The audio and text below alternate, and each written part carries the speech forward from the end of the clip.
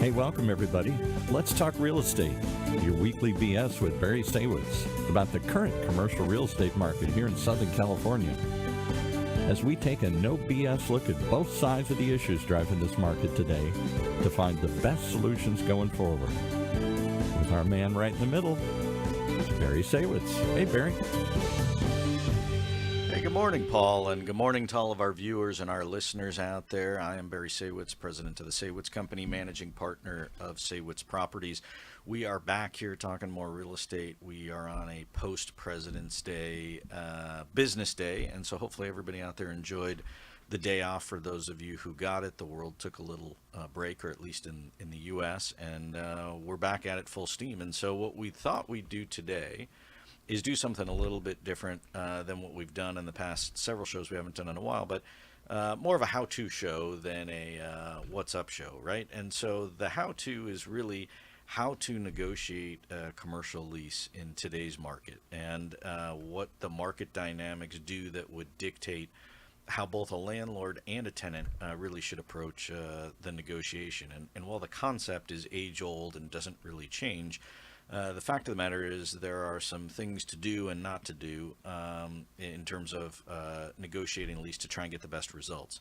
And there are many different styles of negotiation and many different ways to approach it. So I thought we'd talk about both of those from both sides, from the landlord and from the tenant perspective. This is the show we've been waiting for. Tips from the master. Oh yeah. So this is we're not giving away all the secrets, but we're gonna certainly talk about some stuff. And so I guess the concept is, look, let's start with the tenant, since that is the business that we do at the Saywitz Company. We represent tenants and companies and users of commercial real estate, whether it's office space, industrial space, medical space.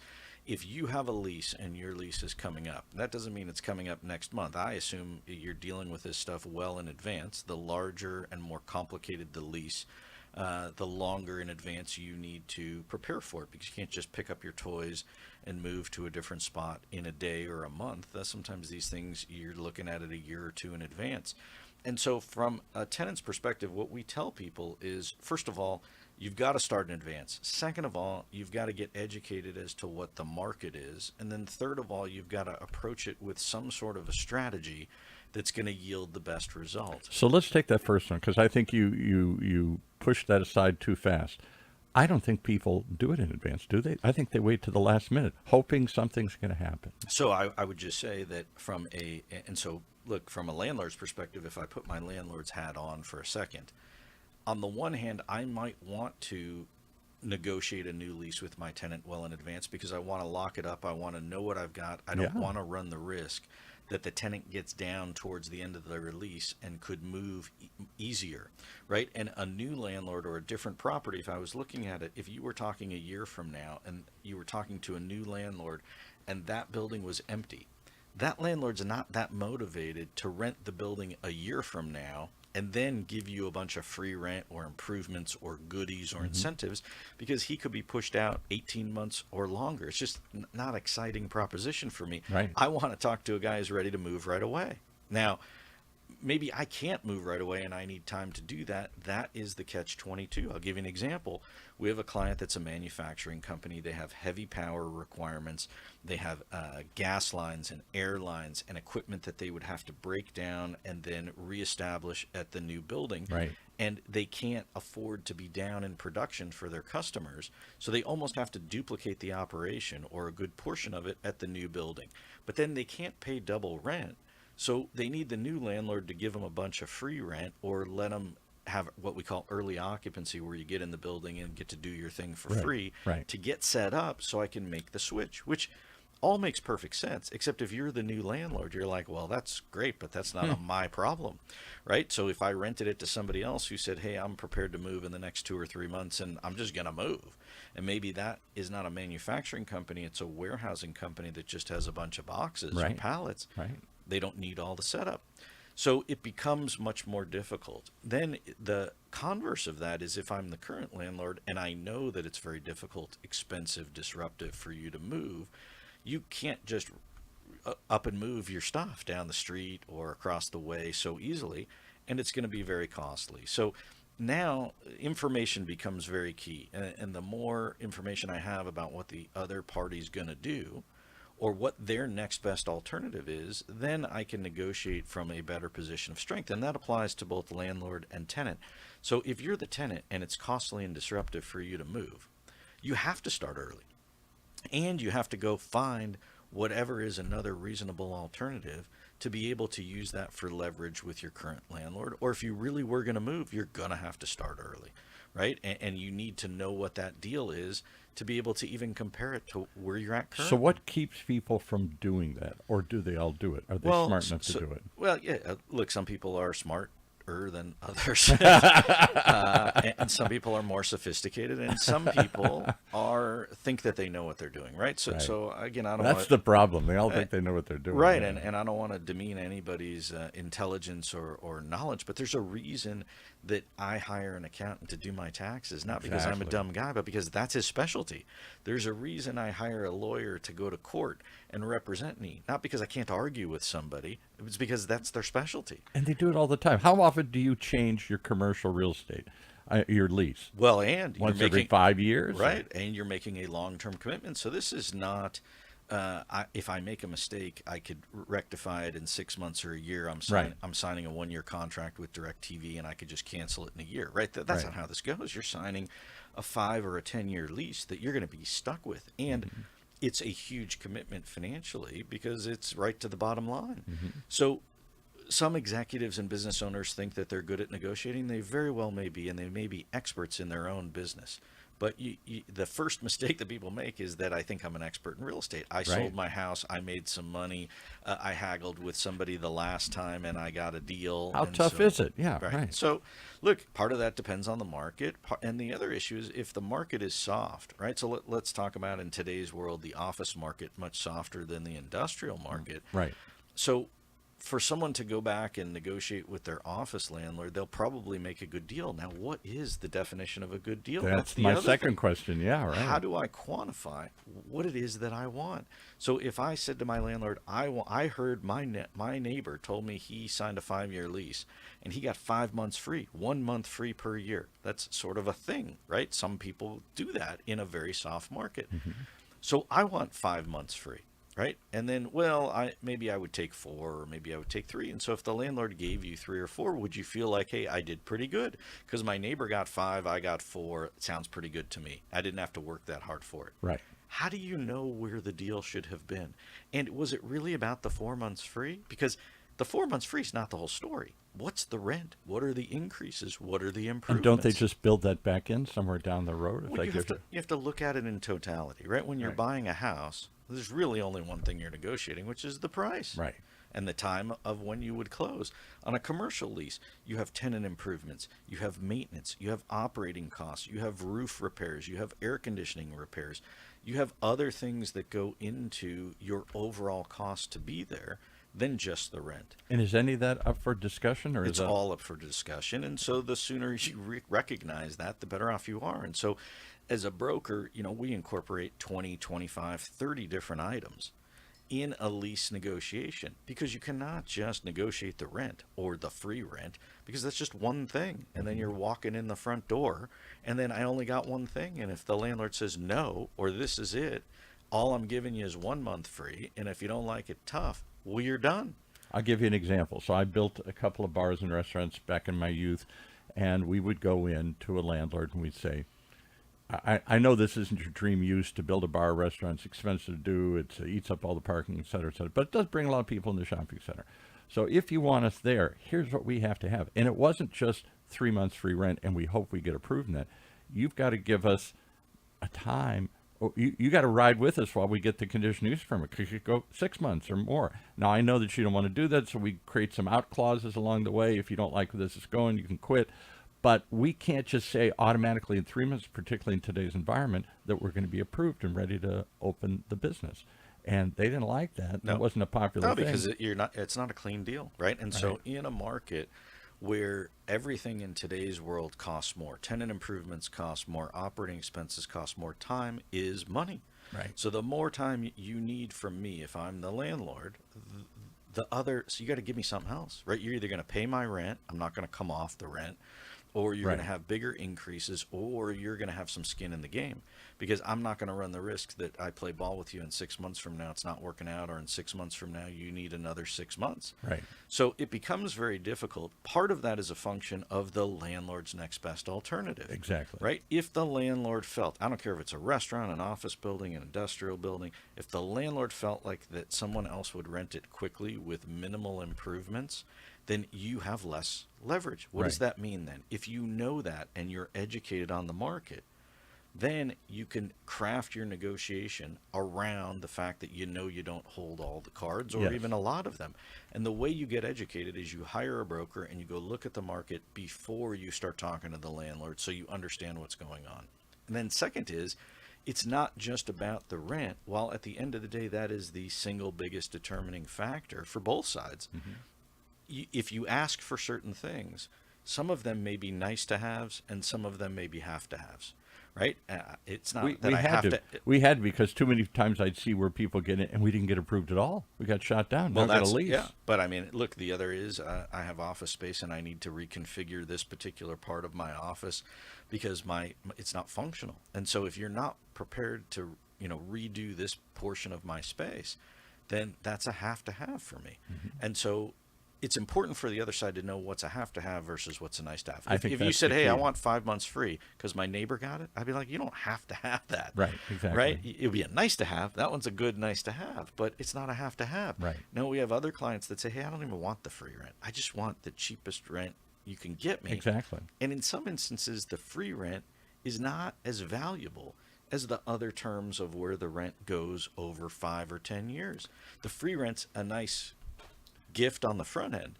And landlords do that to incentivize tenants to come in and make the deal, but also what happens on the back end. So why wouldn't every person go get a broker?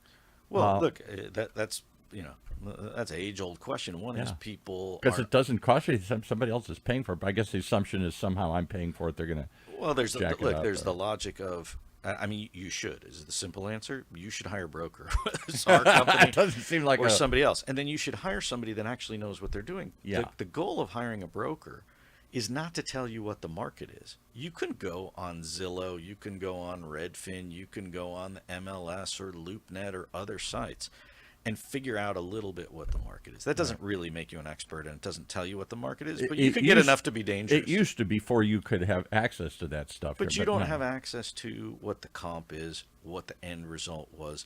You don't have access to real life negotiations of how the deal ended up. The asking rent, the take home rent are never the same.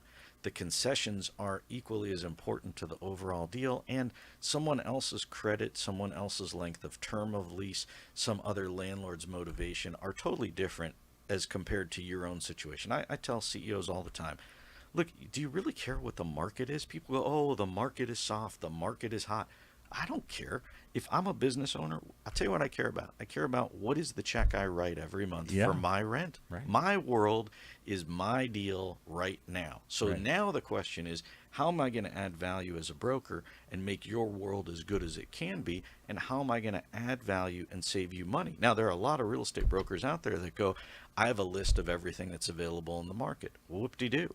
I have a list of the last 10 deals that got done that are pretty similar to yours because our company's the biggest company out Right. there and we We do track that. those comps. Right. And I go, well, whoop-de-doo on that. Tell me how you're going to save me money. Right. Show me how you're going to save me money. That's what I care about. And so the issue is you could be the best negotiator in the world as the owner of your business.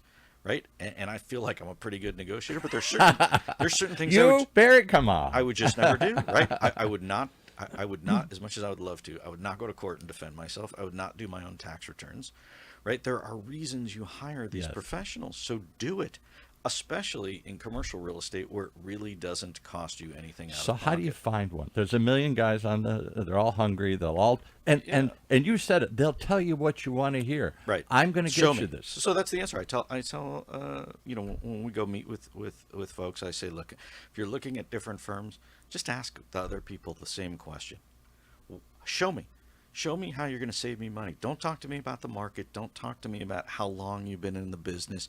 Don't talk to me about this one great deal that you did 5 years ago. Talk to me today about how you're going to show me how you're going to save me money and add value. That's what I want to hear. I mean, Right. maybe that's not what you want to hear. Maybe you want to bond with the guy because your kids go to school together, right? And then maybe that's how it goes. But so often it's impression. Many years ago, I was an entertainment publicist. We handled all these big celebrities, Johnny Mathis, the police, all these people in the agency. And all we had to do was rattle off all those people, and they thought, this is the guy. Right. If he works for Well, them, look, this is the guy. And I would just say, hey, look, you go with whatever, if you're the broker, you go with whatever pitch you've got that sells, right? I remember that when I was much younger, the guy, the president or the CEO would say to me, I met with this other guy, and he's been doing it for 25 years. You've only been doing it for 5 years, right? He told me he did 100 transactions last year. And then, look, I can't compete with that, right? Right. I flat out can't. So my response to that would be, great. Did he show you how he's going to save you money? Because Today. that is where I'm at, right? That's what I care about. If you want to hire the guy who's the oldest, who's been doing it the longest, you should hire that guy. Boy, that would be a dumb mistake for you, right? I mean, think about it. If you want to hire the guy because his wife and your wife are friends, I can't compete with that. You go ahead and you hire He that took guy. you out to golf. He took you to the Laker game. You want me to take you for a round of golf, or you want me to save you $1 million? You pick, right? I mean, you could take yourself for golf with all the money I'm going to save you, right? That's not why I'm here. Let me get one other misperception, I think, out on the table. I hear this all the time. In a soft market, like office is soft right now, I don't need a broker because there's all this empty space. Yeah, but that's also very. I'm going to walk in because the landlord is going to drop his pants. He's desperate. He'll do any deal to get it. And what I found was the opposite. They have told the bank, I'm going to get this much money. And if they start chopping that and accepting less, the bank says, I guess this pro forma is worthless because you're openly telling me you're never going to hit these numbers. In some sense, somebody told me the landlord would rather let it sit empty and hope than start filling it up for half price. Yeah, but the simple answer is I'm going to tell you whatever you want to hear to make a deal. And so the problem is if you aren't educated, if you don't have a broker, if you don't have any other realistic option other than I'm going to go talk to the landlord myself. He's a pretty reasonable guy. I'm going to tell him the economy stinks. I'm going to tell him his building's half empty. I'm going to tell him and he's going to be thrilled. I'm giving him something. He's got nothing right now. Those are all valid points, right? And the reality of it is you'll probably make a good deal. Will you make a great deal? Did you leave money on the table? How will you ever know? But I guess my point is, from a landlord's standpoint, is this true? Many landlords would look, everybody's different. They'd rather let it sit empty rather than start a fire sale. But to a point, right? I mean, look, if I have to give you 3 months free to shut you up and take the deal, I'll do it. And I'll make it sound like you really beat me up so you can feel good about the fact. I'll be like, hey, Paul, here's the deal. You don't have a broker, and you're a good tenant, and I appreciate you, and you pay your rent on time, and I am going to suck up to you as much as I can. And so for you, I just want you to know that the guy next door, he didn't get any free rent. I just renewed his lease. For you, you're special. I'm going to give you 3 months free. Now, what you don't know is you could have gotten 5, right? And then he's also going to tell you, but Paul, you have to pay my rent. I mean, that's the rent. That's the deal. And then what you don't know is maybe you could have been here instead of here. Now, he'll also tell you, hey, he doesn't even bring up the operating expenses or the sublease clause or some of these other pass-throughs that you don't even think about, or the parking, right? The first thing in an office building that landlords charge that's the biggest fluff that they have is parking. Yeah. Because the parking was a fixed cost. It's not like it's money to operate a parking. In fact, there are no parking attendants anymore. It's all automated. Right. So, and the parking could be $3 an hour, $5 an hour, $10 an hour. Particularly it's a big Downtown office Los building. Angeles, it's $25 Unbelievable, the people. Yeah. an hour. In West LA, you could be paying $300-$400 per space per month. Now, you start adding that up on top of it. I don't care about 3 months free. I'm going to get it all back in the parking. You were not smart enough to figure out how to connect the dots, and you didn't have a broker help you to come up with those things. And so while you're not a stupid person, you just blew it. And in your mind, the worst is the guy who says, I got myself a good deal, and then I say to the guy, what'd you get? That doesn't matter. Right. Like you don't want to tell me because you know I'm going to tell you you could have got X, Y, or Z.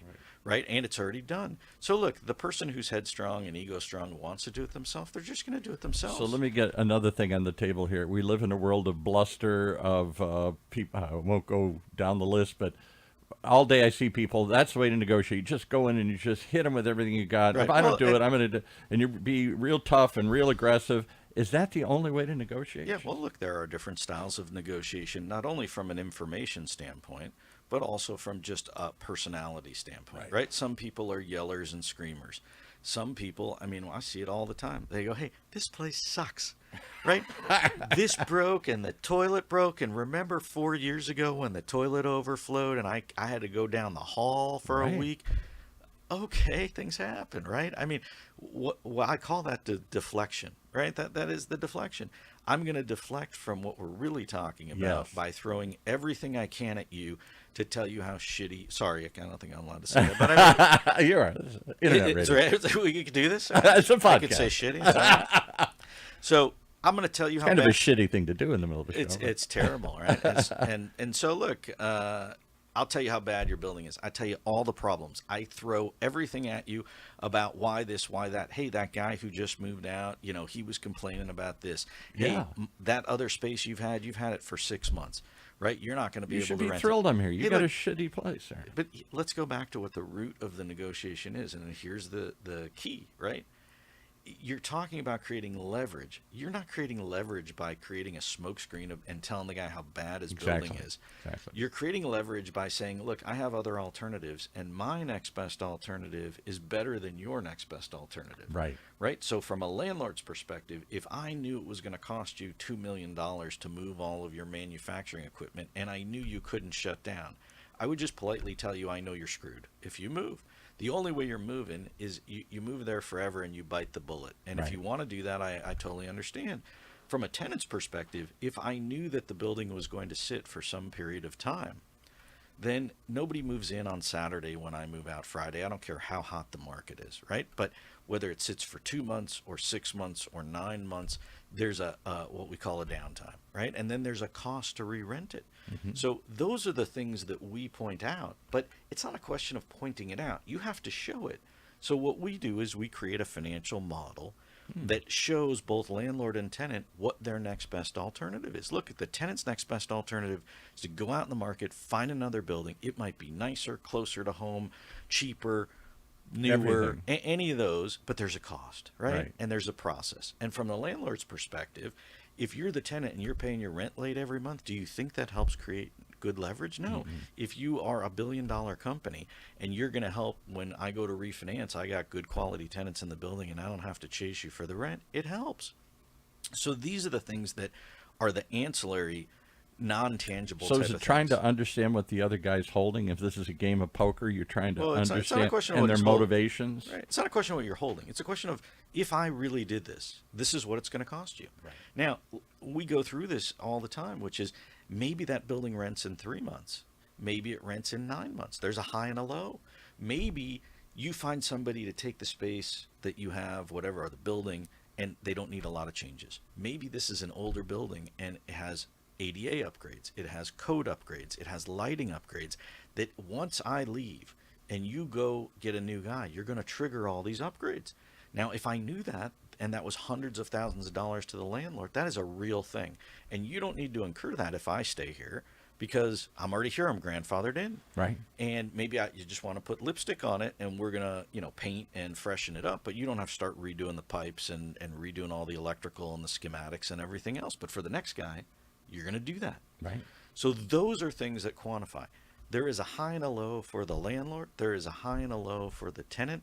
And the issue is, if you're the tenant and if I'm on your side, I'm trying to get you as close to the low as possible. Is it then taking the emotion out of it? Because so much of this is emotional. I'm going to show you. I'm going to do this. And then it becomes personal and emotional. Yeah, but I would just tell you, look, business is business. And the difference between buying a house and negotiating commercial real estate is it's not emotional. Right? It is about the numbers at the end of the day.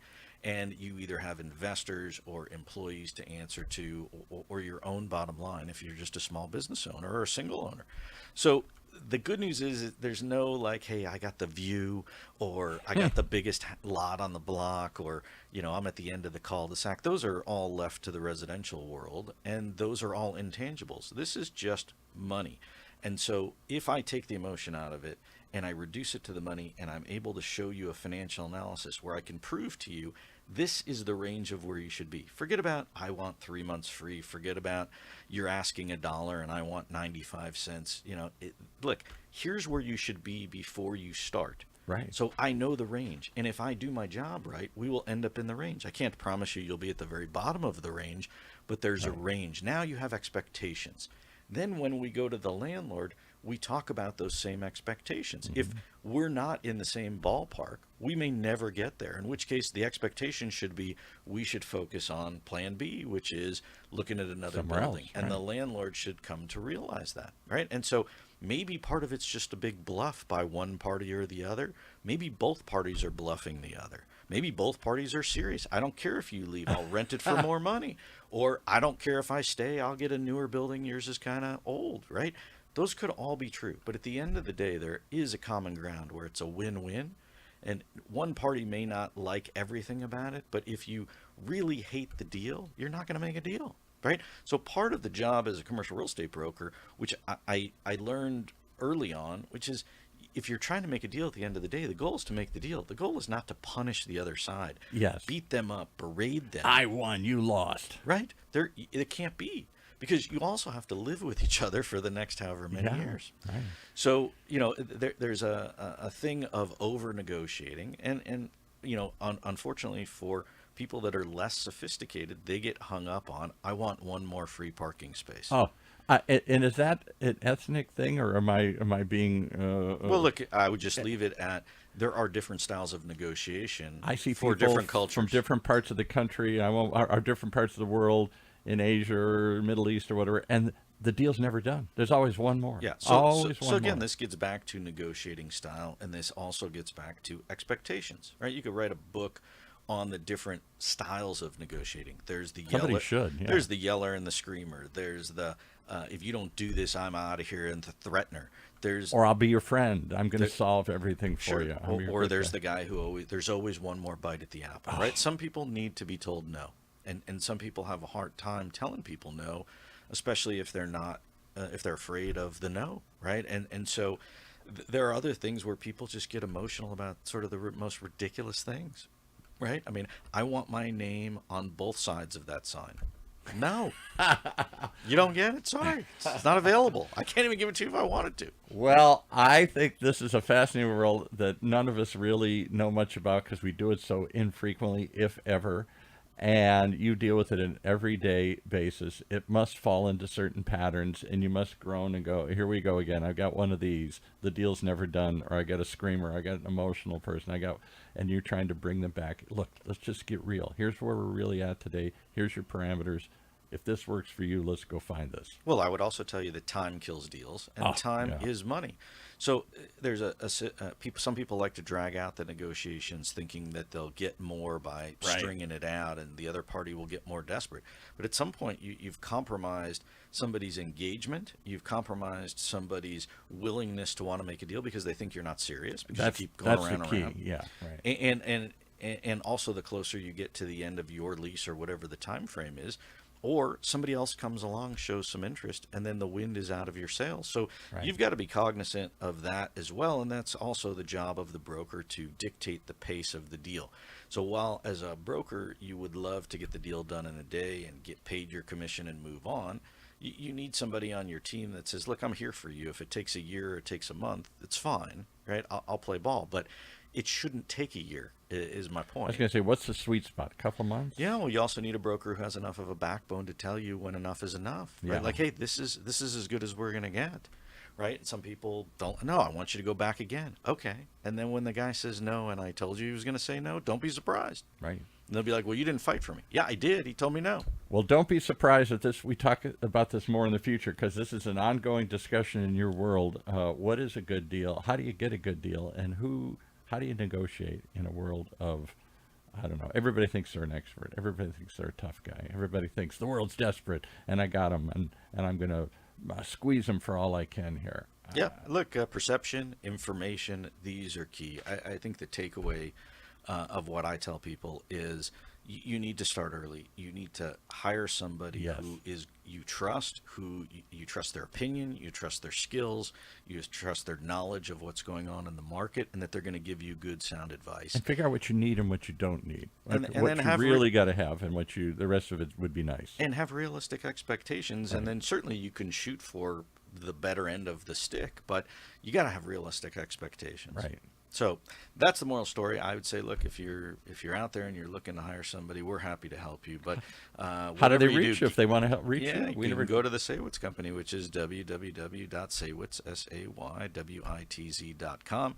You can, if you're listening to this, then you already got some bits and pieces of it. But do yourself a favor, hire a professional in whatever you do, and you'll make much better decisions, and you'll be better off at the end of the day. I don't know how else to explain it. I think so. Well, tune in. I'm sure we'll talk about this more as we continue to talk real estate here. Thanks for your insights today here. Yeah. And for those of you out there, we'll be back here again next week on Let's Talk Real Estate. I'm Barry Saywitz. Thanks for tuning in.